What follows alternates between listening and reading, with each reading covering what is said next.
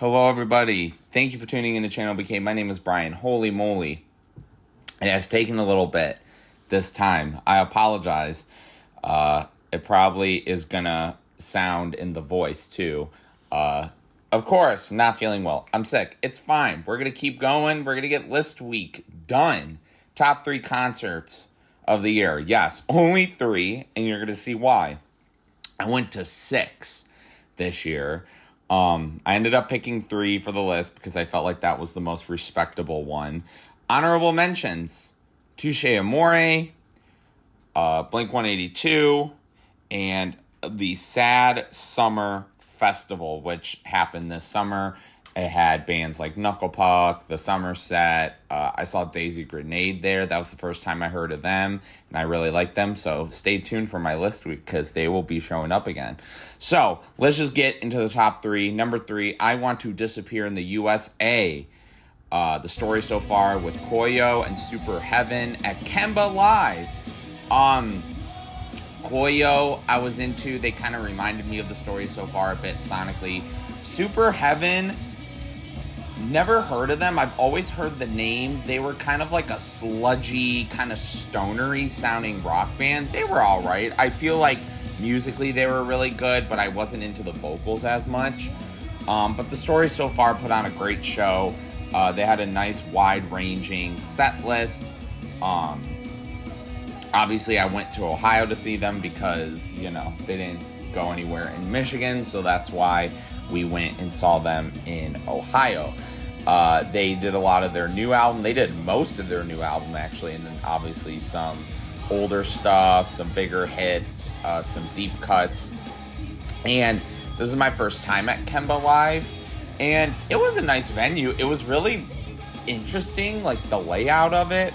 I wasn't expecting how the setup of the venue was going to be. It was very interesting to me, but the show ended up being really, really good. Again, their energy was great. Parker sounded really good. And yeah, this is a band that I've been getting into a lot more lately. And their album is fantastic. You should check it out. Number 2, the New World Tour with Mr. Childish Gambino and WILLOW at Little Caesars Arena. WILLOW was actually kind of funny to me. Not funny, but like her whole entire set just sounded like a jazz club. And that was how she did every song. Obviously, I haven't really heard much of her newer kind of indie poppy stuff. I know that Transparent Soul song. She did that song really weird. I know it as like a headbanger, so it was kind of odd. Childish Gambino, though, fantastic show. I'm so glad I got to see him live again. Set list wise, it was really good. I wish we got a little more of Atta Vista, because he hasn't toured since that album was originally 3/15/20, and then he put out that in Bando Stone. He did more on Bando Stone, which, I mean, the songs he did from Bando Stone for the most part were the ones that I actually like from the album. And then he did a lot of older stuff. He did kind of this range of songs where it was like the big hits, and he went back and back and back and back and back. And the whole joke is, you're not really a fan, though. And then he'd do an older song and then an older song. And then he did some of the oldest songs that kind of put him on the map. And I love the setup. He talked about the new technology that he was using with the, if you're watching, he had like these like light poles, and then they had like an image on them. It was really unique. I actually thought it was really cool. There was like a light sensor thing that was in the middle of the stage too that would go. I thought it was really weird when he went to the small stage close to actually where we were sitting, and he did like he opened the show there as like a trick. And then he walked through, and then he did a bunch of songs. But then he went there again and did like 1-2 songs, and then he was like, okay, that's it. So that was the only part that I thought was kind of odd. But he actually sounded really, really good. I thought the fact that when he put on I think he put on his glasses at some point, which was really funny. It felt like it was like old man Donald Glover over here. But no, it was really, really, really good. And I was texting Eric the whole show because I thought Ludwig was there. I swear he was there. There was a guy that looked exactly like him, but then he said he was someone else, and I was like, I guess it's not. No Oppenheimer soundtrack played during the night. So, but fantastic show.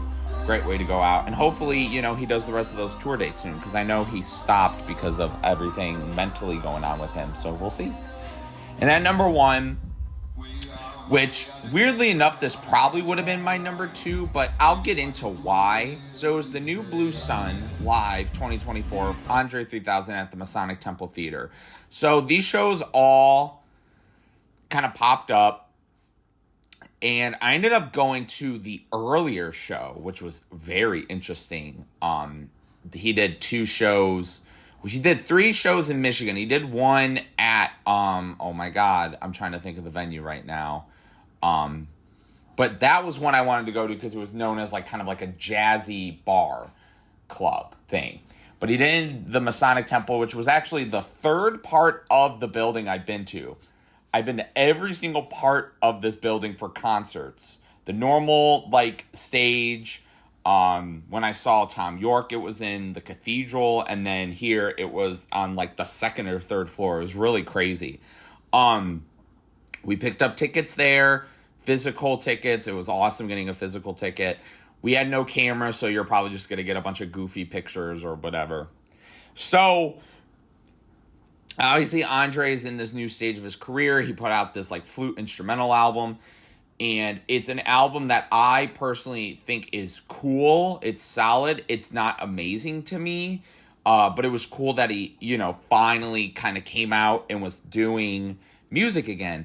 The only reason why this is number 1, it's the weight of being able to sit, like, I was like 2 rows back from André. Like, it's crazy that one of the biggest rappers, one of the most influential artists of all time was just right there.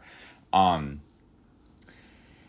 best part is he did a couple of the songs off the album, which, again, in a live environment, made them a little bit better because there was, like, definitely, like, little improvisation that was happening.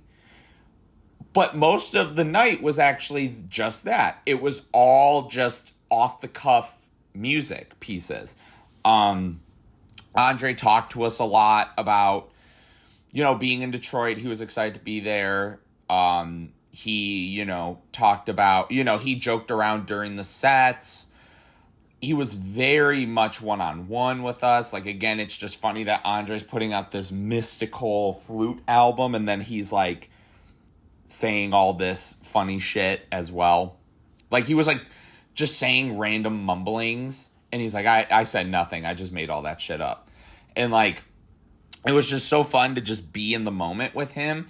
And it's just one of those things where, like, I'm assuming this is what he does on all of his tour dates. So if you can see him live, because it was so cool to get, like, a personalized set list with what he was doing. Obviously, again, we got some of the songs off the album, but it was so interesting to just be able to sit and just watch him work and just to have him explain to us what was going on and just him talking through it. Like, it was so personable, and I really just had such a mesmerizing time. And again, if you can see André 3000 live, do it. I know a lot of people are probably like, you know, I want him to rap, blah, blah, blah. I get it. I understand. But just to be there as someone that loves him and is so inspired by him, it's worth it for real. So yeah, that's my number 1 concert of the year. Again, it is what it is because of just what it was and the experience that I had. It was just unlike anything I've ever seen.